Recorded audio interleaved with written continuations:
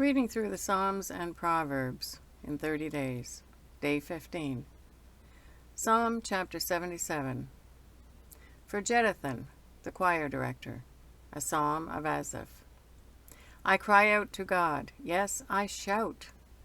Oh, that God would listen to me. When I was in deep trouble, I searched for the Lord. All night long I prayed, with hands lifted toward heaven, but my soul was not comforted. I think of God and I moan, overwhelmed with longing for his help. Interlude. You don't let me sleep. I am too distressed even to pray. I think of the good old days, long since ended, when my nights were filled with joyful songs. I search my soul and ponder the difference now. Has the Lord rejected me forever? Will he never again be kind to me? Is his unfailing love gone forever? Have his promises permanently failed? Has God forgotten to be gracious? Has he slammed the door on his compassion? Interlude. And I said, this is my fate. The Most High has turned his hand against me. But then I recall all you have done, O Lord. I remember your wonderful deeds of long ago.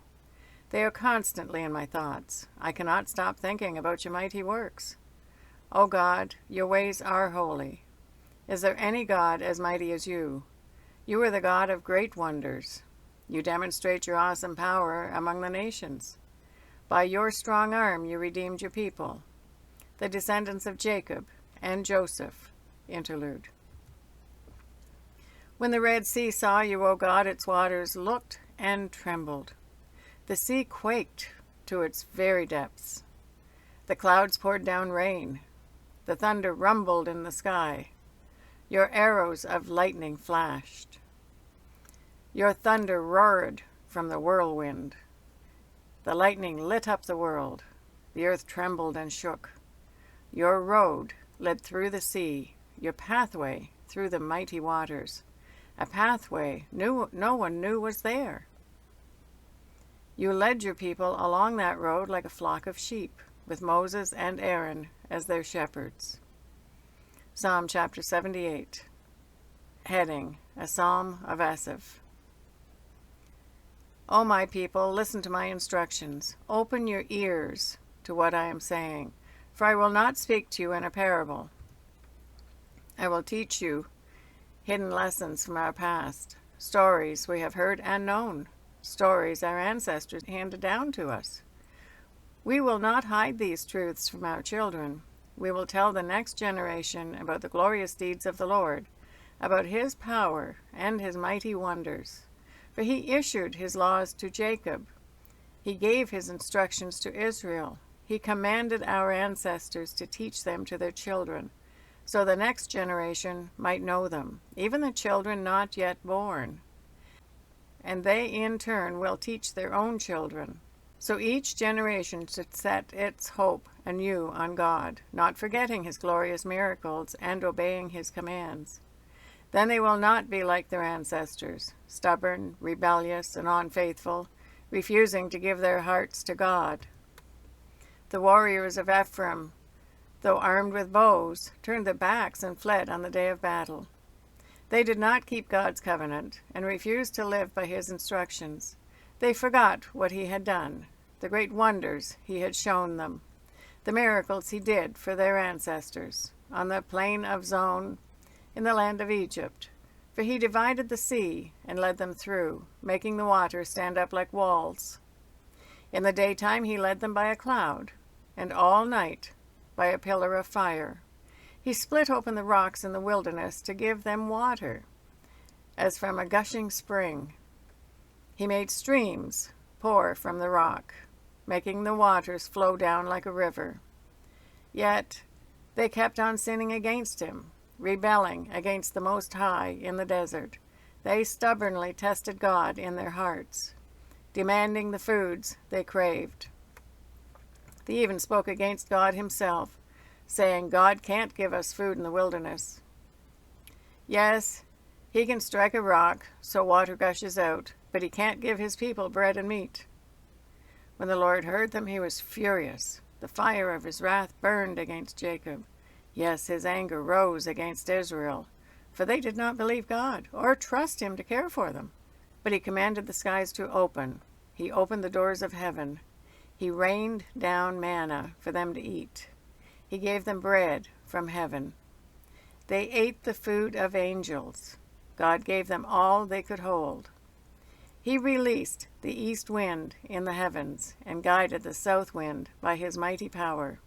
He rained down meat as thick as dust, birds as plentiful as the sand on the seashore. He caused the birds to fall within their camp and all around their tents. The people ate their fill. He gave them what they craved. But before they satisfied their craving, while the meat was yet in their mouths, the anger of God rose against them, and he killed their strongest men. He struck down the finest of Israel's young men. But in spite of this, the people kept sinning. Despite his wonders, they refused to trust him. So he ended their lives in failure, their years in terror. When God began killing them, they finally sought him. They repented and took God seriously. Then they remembered that God was their rock, that God Most High was their Redeemer. But all they gave him was lip service. They lied to him with their tongues. Their hearts were not loyal to him. They did not keep his covenant. Yet he was merciful and forgave their sins and did not destroy them all. Many times he held back his anger and did not unleash his fury, for he remembered that they were merely mortal, gone like a breath of wind that never returns. Oh, how often they rebelled against him in the wilderness and grieved his heart in that dry wasteland. Again and again they tested God's patience and provoked the Holy One of Israel. They did not remember his power and how he rescued them from their enemies. They did not remember his miraculous signs in Egypt, his wonders on the plain of Zon, for he turned their rivers into blood, so no one could drink from the streams. He sent vast swarms of flies to consume them, and hordes of frogs to ruin them. He gave their crops to caterpillars. Their harvest was consumed by locusts. He destroyed their grapevines with hail and shattered their sycamore figs with sleet. He abandoned their cattle to the hail, their livestock to bolts of lightning. He loosed on them his fierce anger, all his fury, rage, and hostility. He dispatched against them a band of destroying angels. He turned his anger against them. He did not spare the Egyptians' lives, but ravaged them with a plague. He killed the oldest son in each Egyptian family, the flower of youth throughout the land of Egypt. But he led his own people like a flock of sheep, guiding them safely through the wilderness. He kept them safe, so they were not afraid. But the sea covered their enemies. He brought them to the border of his holy land. To this land of hills he had won for them. He drove out the nations before them. He gave them their inheritance by lot. He settled the tribes of Israel into their homes. But they kept testing and rebelling against God Most High. They did not obey his laws. They turned back and were as faithless as their parents. They were as undependable as a crooked bow. They angered God by building shrines to other gods. They made him jealous with their idols.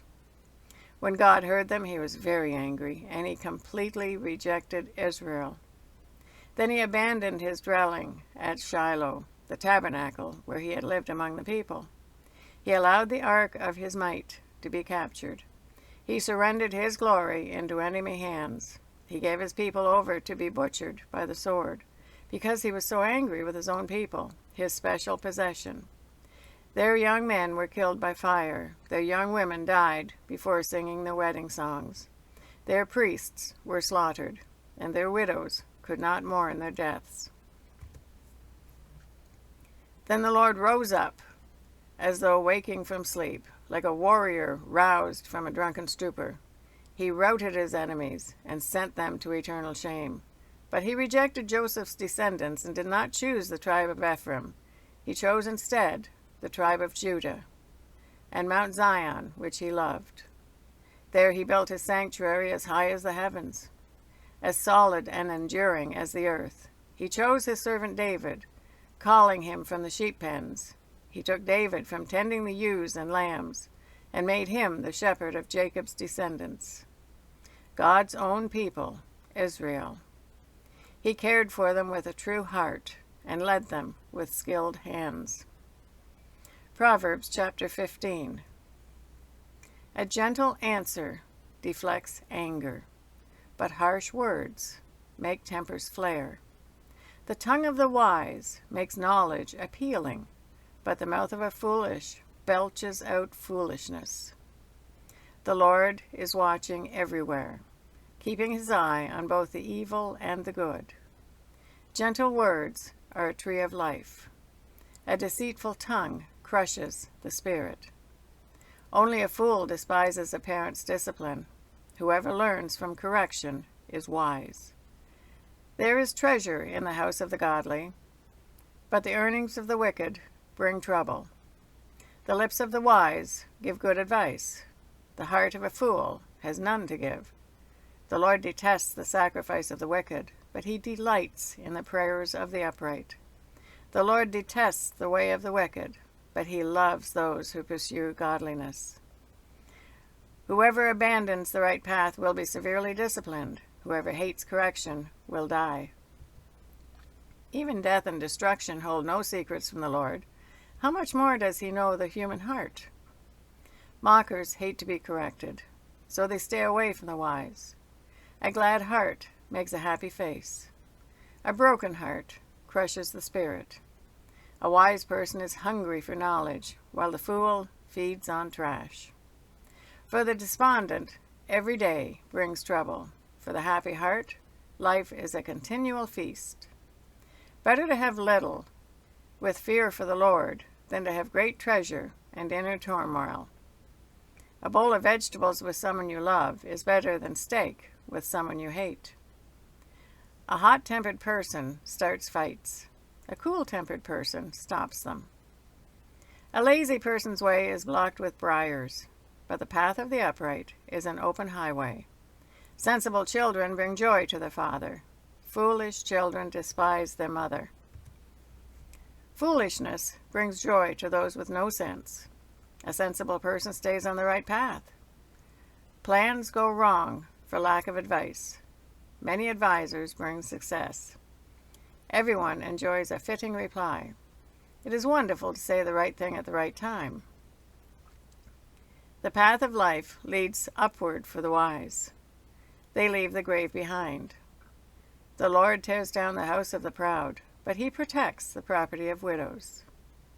The Lord detests evil plans, but he delights in pure words. Greed brings grief to the whole family, but those who hate bribes will live. The heart of the godly thinks carefully before speaking. The mouth of the wicked overflows with evil words. The Lord is far from the wicked, but he hears the prayers of the righteous. A cheerful look brings joy to the heart. Good news makes for good health. If you listen to constructive criticism, you will be at home among the wise. If you reject discipline, you only harm yourself. But if you listen to correction, you grow in understanding. Fear of the Lord teaches wisdom. Humility precedes honor.